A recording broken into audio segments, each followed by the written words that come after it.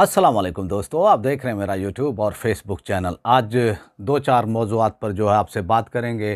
पहले बात करेंगे शाह महमूद के हवाले से कि सुप्रीम कोर्ट ऑफ पाकिस्तान ने साइफ़र केस में उनकी ज़मानत मंजूर की थी, आज उनको अरेस्ट किया गया है। इस हवाले से बात करेंगे। एक तौहीन आमेज़ अंदाज में जो है उनको अरेस्ट किया गया और जिस तरह की वीडियो जो है वायरल हुई है उनके हवाले से, जिस तरह से उनको धक्के दिए गए हैं और यानी उनसे ज़्यादती की गई है, इस हवाले से बात करेंगे। फिर आपसे बात करेंगे पाकिस्तान सुन्नी तहरीक से एक छोटी सी धड़ी जो है वो अलग हुई है, उस हवाले से। और उसके जो हैं तर्जमान फ़हीमुद्दीन शेख साहब, जब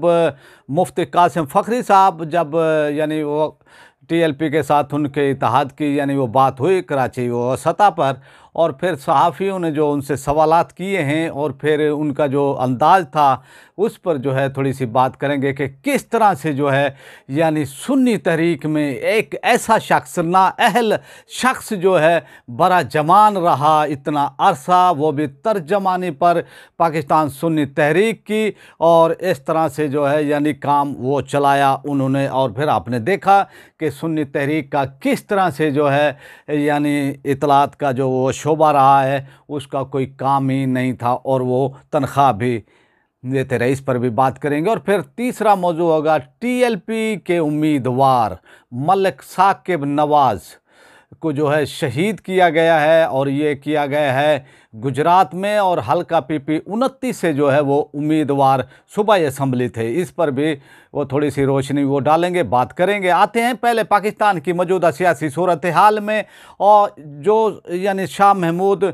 कुरैशी साहब को जिस भूंडे अंदाज में, जिस तौहीन आमेज़ अंदाज में इंतज़ामिया यानी ख़ासकर पुलिस ने उनको अरेस्ट किया, अरेस्ट करने के बाद उनको जो है बख्तरबंद गाड़ी में ले जाया गया, और फिर जिस तरह की एक वीडियो वायरल हुई है और उन्होंने ये कहा कि मुझे सुप्रीम कोर्ट ऑफ पाकिस्तान के कै मकाम चीफ जस्टिस और दो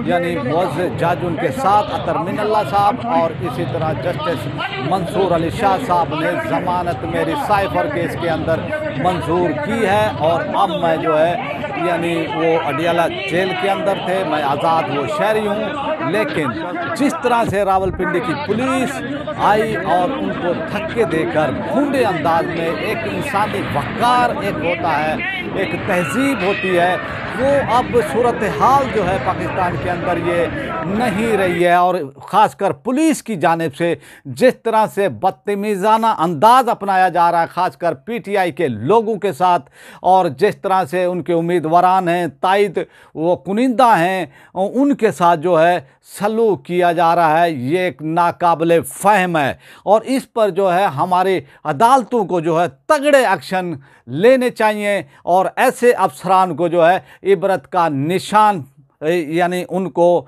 ये बनाना चाहिए। अगर हमारी अदालतें इसमें मुदाखलत नहीं करेंगी तो पाकिस्तान में 8 फरवरी को होने वाले इलेक्शन को कोई भी तस्लीम नहीं करेगा कि किस तरह पाकिस्तान की तारीख़ में 8 फरवरी के जो इलेक्शन होने जा रहे हैं कि यानी परिपोल धांधली अभी से जो है वो जारी हैं। किस तरह से election commission of Pakistan election कराने की बजाय, इंतज़ामात कराने की यानी वो कराने की बजाय वो एक पार्टी के जो है यानी फरीक बनकर जो है वो पीछे वो पड़ा हुआ है। और सूरत हाल जब ये जो यानी आरोज़ लिए गए हैं ब्यूरोक्रेसी से, तो इसका मतमाए नज़र यही था कि अब जो है ये आरोज़ जो है यानी पीटीआई के रहनुमाओं को अरेस्ट के भी अहकामात वो देंगे और कागजात भी वो देखेंगे। तो ये सूरत हाल किसी भी तरह पाकिस्तान के लिए, पाकिस्तान के मुस्तकबिल के लिए, पाकिस्तानी अवाम के लिए, पाकिस्तान के इदारों के लिए किसी भी वो तरह जो है हम इसको नेक शगुन नहीं कह सकते। अब भी हम ये कहना चाहते हैं कि जो हमारे इदारे हैं, जो हमारे इस्टेब्लिशमेंट है, उनको सोचना चाहिए इस हवाले से कि पाकिस्तान को जो है वो किस जानब लेकर जाना चाहते हैं। तो जिस तरह से जो है शाह महमूद साहब के साथ किया गया है एक तौहीन आमेज़, हालांकि वो यानी एक शरीफ इंसान है और आपने देखा कभी भी वो जो है इमोशनल नहीं हुए, कभी भी, यानी एक संजीदा उनकी वो पर्सनैलिटी है। और फिर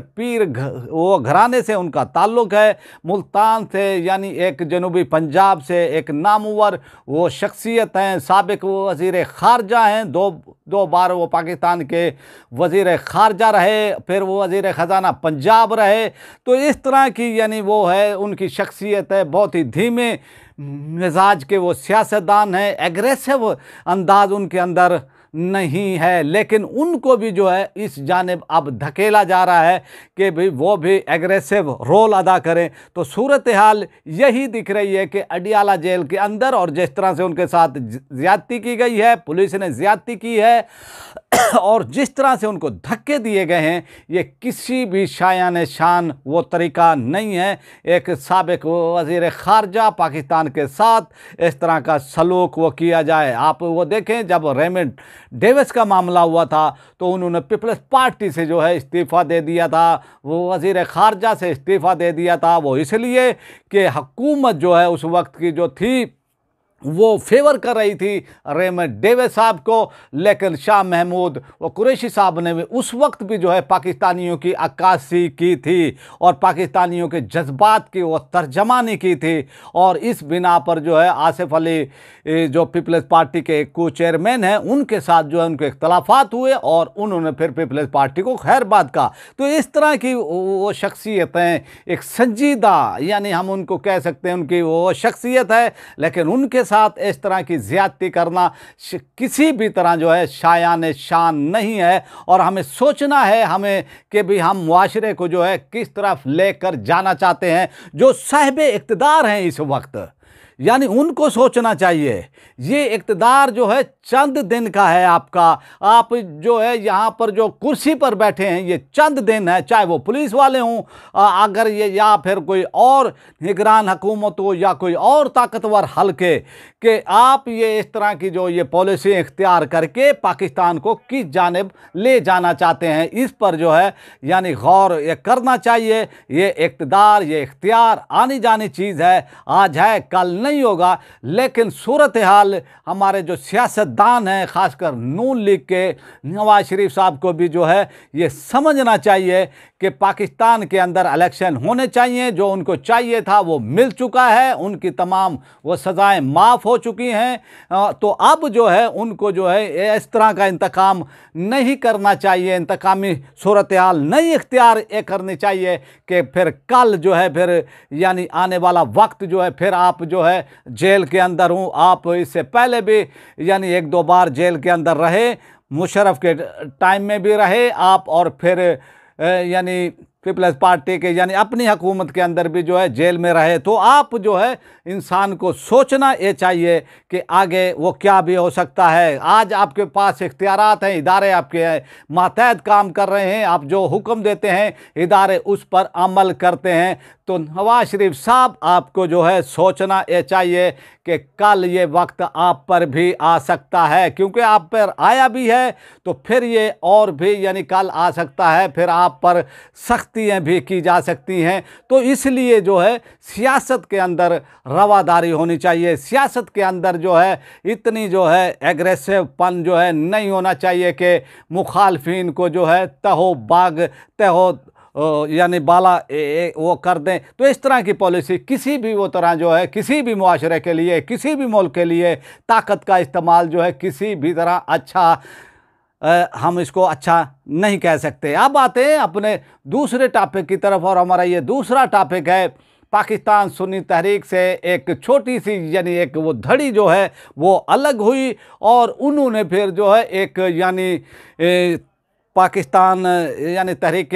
इन लब्बैक से जो है उन्होंने इत्तेहाद किया कराची सतह पर। हालांकि उनकी कोई भी हैसियत जो है सियासी तौर पर हो या अवामी हिमायत के तौर पर हो, तो उनको कोई भी ऐसी सियासी हिमायत हासिल नहीं है। मुझे नहीं ये समझ आती कि मुफ्ती कासिम फ़खरी साहब ने जो है किस तरह से उनसे इत्तेहाद किया है, किस तरह से उन्होंने जो है उनसे मामला तय किए हैं। तो इस पर जो है कासिम फ़खरी साहब को भी जो है सोचना चाहिए, गौर करना चाहिए कि जिनकी कोई भी हैसियत इस वक्त कराची के अंदर नहीं है, कुछ भी उनकी हैसियत नहीं है, उन्होंने उनसे इत्तेहाद वो किया है, तो आपको फ़ायदा इसका मिलने वाला नहीं है। तो टीएलपी की क़यादत को, मरकज़ी क़यादत को जो है सोचना चाहिए और उनको इत्तेहाद अहले सुन्नत के लिए जो है मेन उसमें जो है आना चाहिए। मैं पहले भी वो कहता है इत्तेहाद तो इस वक्त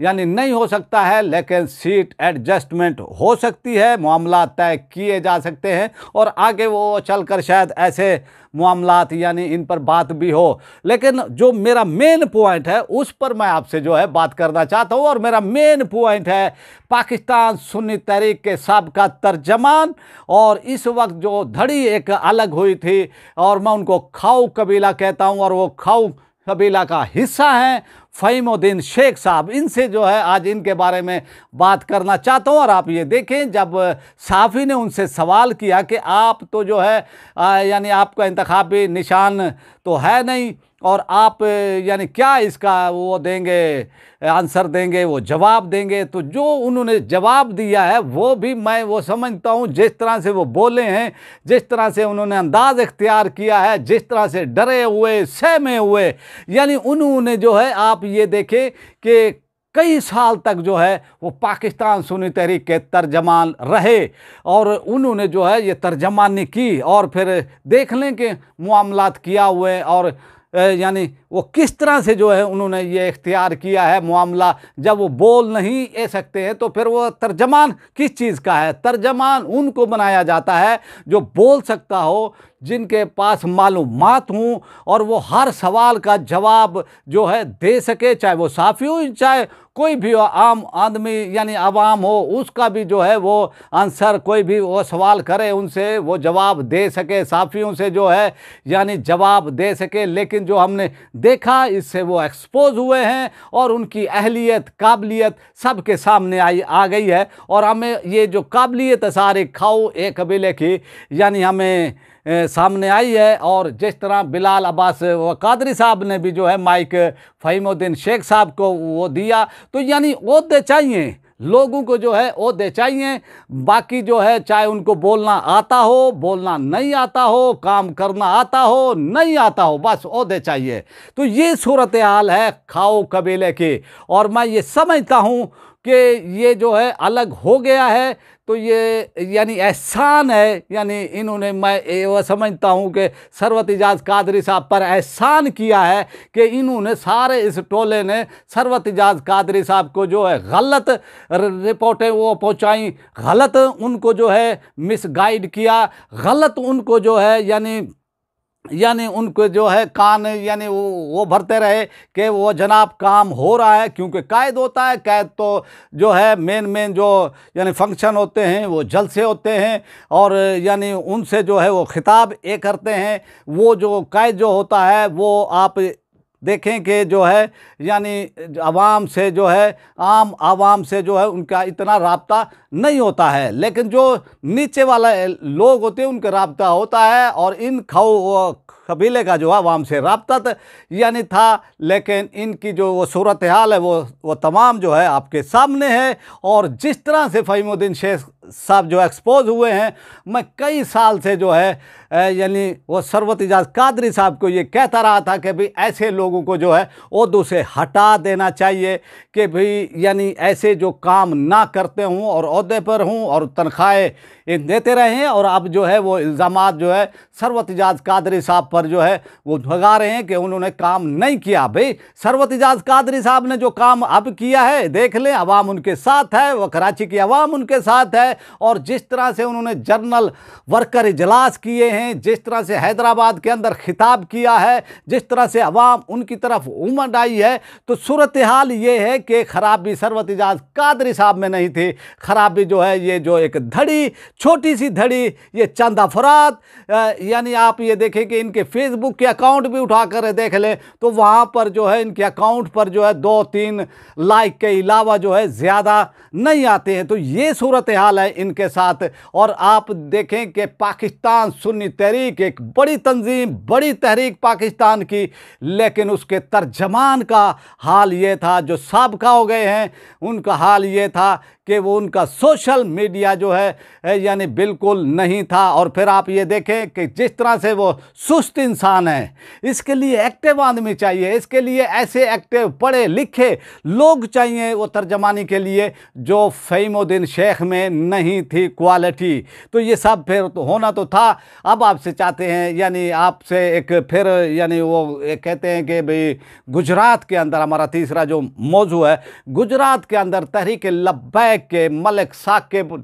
नवाज साहब जो हैं उम्मीदवार थे PP 29 से, और उनको जो है शहीद वो कर दिया गया है। पहला यानी उम्मीदवार पूरे पाकिस्तान के अंदर निशाना बना है, उनको शहीद किया गया है तहरीक लब्बैक के। और ये एक बड़ी ज़्यादती है तहरीक लब्बैक के साथ, और कि उनके उम्मीदवार को इस तरह दिन दहाड़े जो है गुजरात के अंदर कत्ल वो किया गया है। आप पुलिस की वो जानिब देखें, पुलिस तो एक पार्टी के पीछे यानी हाथ धोकर वो पड़ी हुई है तहरीक इंसाफ के, लेकिन लोगों को, उम्मीदवारों को तहफ़्फ़ुज़ देने में जो है पुलिस यानी नाकाम हो चुकी है। और तहरीक लब्बैक के एक नौजवान उम्मीदवार थे हल्का PP 29 से मलिक साकिब नवाज साहब, उनको जो है बेवर्दी से इस तरह वो कत्ल करना, ये इंतज़ामिया की, गुजरात इंतज़ामिया की जो है ये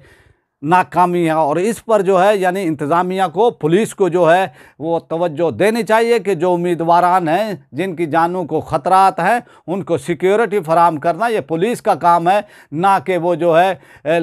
लोगों से जो है वो कागजात वो छीनते फिरे, ना कि वो यानी तायद कुनिंदा, तजवीज़ व कुनिंदा के कागजात वो छीनते फिरे। उनका ये काम नहीं है। जो उनका काम करने का है कि वो लोगों को तहफ़्फ़ुज़ दें। लेकिन ऐसा महसूस होता है पाकिस्तान में इस वक्त जंगल का कानून है, और बस कुछ यानी इस हवाले से मैं और नहीं ये कहना चाहता। और फिर आप ये देखें कि ये एक बहुत ही नुकसान है तहरीक लब्बैक का। एक नौजवान थे और यानी वो सहाफ़त से भी उनका ताल्लुक़ था, वो सहाफ़ी भी थे, और वो यानी